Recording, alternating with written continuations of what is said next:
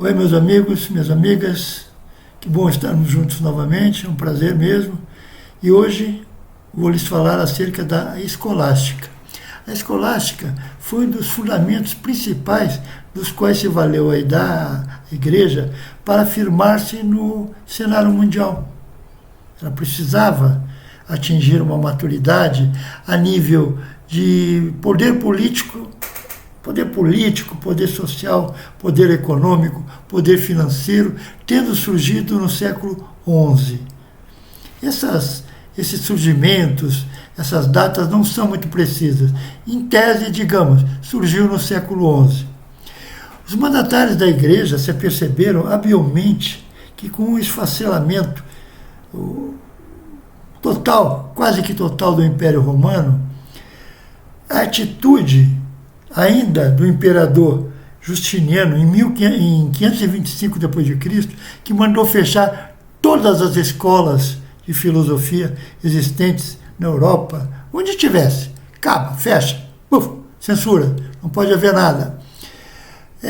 Foi um prato cheio para o fortalecimento de um pensamento corrente, que pregava a unificação da teoria à prática, baseada numa ritualística organizada e extremamente rígida, um passinho para lá, um sinal da cruz aqui, uma Ave Maria ali, e assim era tudo regulado milimetricamente, baseado ainda numa ritualística, como eu já lhes disse, organizada, rígida, além de ser incentivadora de uma moral inatacável e, sobretudo, controlada. Por quê? Por que essa moral era controlada? Tinha o confessionário. Os padres obrigavam a todos os fiéis se confessarem, donde, consequentemente, sabiam de tudo. Quem urdia o que contra quem se escondia com o que de quem havia mexido em alguma coisa que não era correto. Enfim, tudo a igreja sabia basicamente através ou de confissões ou propriamente de assessoramento a uma ascensão ao poder. Cada vez que eu lhe facilito alguma coisa, isso não vai de graça. Como se diria num populacho, num vulgar, o rabo fica preso. E em ficando preso, as consequências são terríveis. Assim, a igreja tornou-se forte e presente em quaisquer das situações que ocorressem, pois tinha assento em todas as decisões importantes, apoiava, não apoiava, fazia guerra, fazia paz, fazia armistício, fazia alianças, abençoava a quem lhe interessava e simplesmente amaldiçoava a quem se lhe opunha. Você não está indo de encontro aos meus pensamentos, aos meus objetivos, você está fora do jogo. Houve a implantação da supremacia espiritual da igreja sobre todas as pessoas, inclusive por sobre o imperador, que ficou de orelha murcha diante de um papado, diante de uma ordem clerical imensa, que a tudo dizia, a tudo sabia, a tudo conduzia. Daí houve, inclusive, a publicação da Vulgata por São Jerônimo, um dos doutores da igreja, que ele formatou, sistematizou um texto padrão, necessário para dirimir, para acabar com questões doutrinárias que, porventura, se entrechocassem uma com as outras. Foi também a fundação de monastérios. Isso é importantíssimo, gente. Importantíssimo que a gente tenha em mente que a fundação, a criação de monastérios nos locais mais distantes dos impérios, nos locais mais no fim do mundo, tinha um monastério, porque esse monastério fazia com que a igreja trouxesse para si aquele populacho que por ali vivia, dando uma característica que o que importava de fato e ao cabo era o poder espiritual muito mais do que o poder temporal. Eles implantavam na cabeça do povo que se a vida aqui na terra estava ruim, depois da morte, no céu, na glória de Deus Pai, tudo seria melhor. Então o populacho estava sofrendo aqui, que se importa, eu vou crer na palavra de Deus. Ser padre, ser um pároco, era um fator distintivo, de enorme importância social na sociedade de então, fazendo que se fossem ou militares ou padres, visto que os serviços na agricultura caíram a tal ponto, não tinha ninguém para trabalhar. O cara era militar ou o cara era padre. Nenhum dos dois ia pegar na enxada no arado. O que fez com que o fornecimento, a produção de alimentos caísse. Caiu a produção de alimentos, surgiram o quê? As pestes, por desnutrição. Os esgotos eram ao léu. Tal como hoje, não mudou muito, mas digamos que naquele tempo os esgotos ao léu. A fome, ninguém comia. Se comia porção mínima, porque a caça principal ia para o barão, ia para o rei. Eles se contentavam com os franguinhos. Ao passo que os perus, os gansos, os bois, as vacas enormes eram cortadas dos carneiros e dirigidos ao poder imperial. Poder imperial, que eu falo, ao poder imperial da igreja. Assim, neste quadro de cristianismo passou a dominar a filosofia até o Renascimento, ou seja, o livre pensar só era possível se fosse um livre pensar cristão. Vou repetir essa fala. Nesse quadro de desnutrição, de morte, de interesses vis por toda parte, era um tal de simidão, eu só troco simidão, havia toda uma permissividade, até de natureza moral.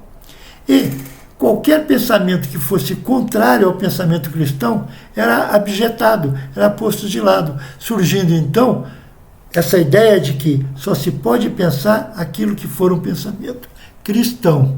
Caso contrário, suplícios, torturas inimagináveis, até fogueira, gente, até fogueira, imagina. Surge então, infelizmente, o dogma cristão, onde só creio pela fé.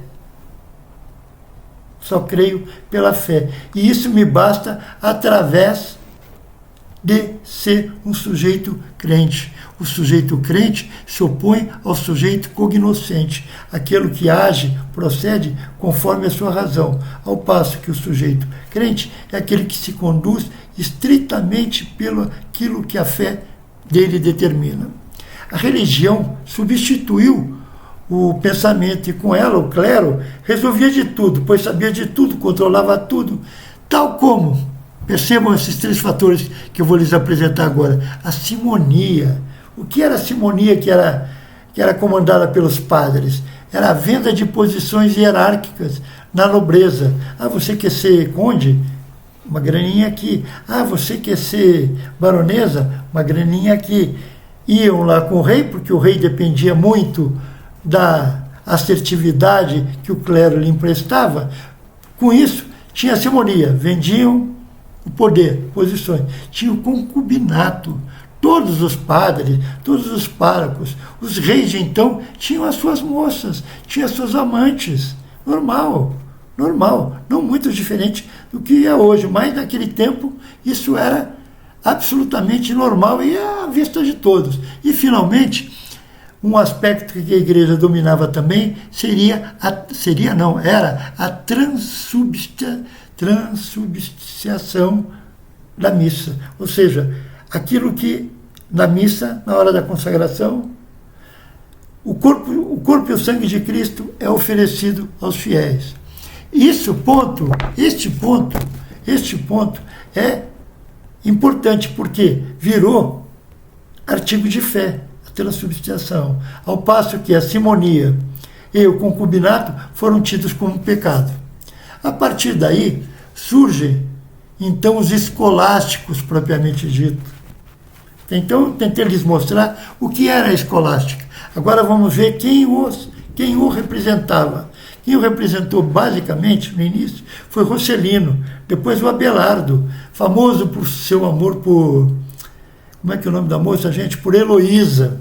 E que o tio da Heloísa ficou muito zangado com esse amor do Abelardo, porque era um padre, pela sua Heloísa, e mandou castrá-lo. E ele morreu internado no monastério, estudando.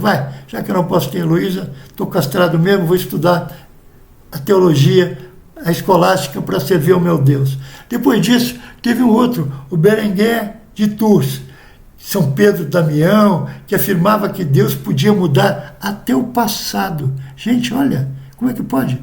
O cara se dispôs a afirmar que Deus podia modificar até o que já tinha acontecido. Surgiu também Santo Anselmo, arcebispo de Cantuária na Inglaterra, que afirmava que o seu argumento ontológico, isto é, a prova da existência de Deus de uma forma a priori, ou seja, é um argumento, Deus existe, não precisa de experiência. Eu falo, Deus existe, ponto. Vamos para o próximo, página 2. Entenderam? Então, essas maneiras de pensar um tanto desvirtuadas daquilo que a gente pensa hoje razoavelmente, eram postas ao povo. Surge então o gênio da escolástica propriamente dito, São Tomás de Aquino. São Tomás de Aquino. Ele era um aristocrata italiano que ingressou na ordem dos dominicanos e estudou o aristotelismo em profundidade. Tem até uma crítica a ele aqui, vou falar baixinho. Perguntaram para ele, mas escuta, São Tomás, você que é tão bom, como é que você estudou o aristotelismo, que é grego? Aristóteles era grego, se você não sabia o grego? Aí alguém fez assim, fica quieto que você pode ser preso. Não está muito distante do que está acontecendo por essas plagas aqui nossas, mas, de qualquer forma, Santo Agostinho foi extremamente certeiro, e ele sistematizou todos os ramos do conhecimento, e suas obras mais importantes são a Suma contra os Gentiles, só para lembrar, gentiles eram todos aqueles que não eram cristãos, e a Suma Teológica. Expôs a distinção entre teologia natural, que é advida da razão, e a teologia revelada, que é oriunda da fé, tendo, contudo, sofrido algumas críticas, para variar, né? Todo mundo criticava todo mundo. Enfim, São Tomás de Aquino, ainda, além de São Tomás de Aquino, tivemos Roger Bacon, Dom Scotus, Guilherme de Ockham, tendo cada um suas características que apoiavam o mundo de uma forma tríplice. Ou seja, de uma maneira geral, percebam, a escolástica dizia, há um Deus, que são os barões, há os anjos, que são, ou melhor, vamos consertar isso aí, há um Deus, que é o rei, um Deus, que é o rei, os barões, que são os anjos, supervisionam tudo, dão suporte ao rei, e a plebe, normalmente a plebe ignara, como se diz, né, que é a humanidade, o resto. O resto era o resto. Ponto. Os padres se valiam disso, os nobres se valiam disso, o rei se valia de todos, e a plebe ignara ao resto, ao lixo.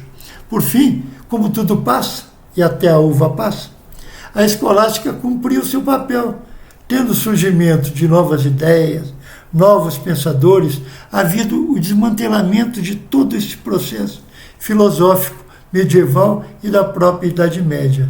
O que surge, então, já lhes adianto, talvez um próximo tema, surge o Renascimento. Muito obrigado pelas suas atenções. Se eventualmente tiverem gostado, por favor, deem um like aí, para que a gente possa continuar com mais ênfase, com mais entusiasmo nesses nossos estudos. E lembrem-se, por favor, a escolástica não se resume a isso que eu lhes falei, em absoluto. Ela é muito mais profunda, muito mais ampla, tem muito mais conteúdo. Eu apenas quero, nesse meu propósito, dessas minhas lives, eles fazer despertar o gosto pelo aprofundamento filosófico, o gosto pelo estudo filosófico. Essa sementinha que a gente larga semanalmente aqui, depois vem uma aguazinha que vocês, com as suas boas vontades, vão de regar, essas flores talvez um dia renasçam. E se renascerem, eu vou estar pago. Pago porque eu vou estar cumprindo o meu papel de incentivador daquilo que eu acho belíssimo, a filosofia. Uma boa tarde, até outra vez.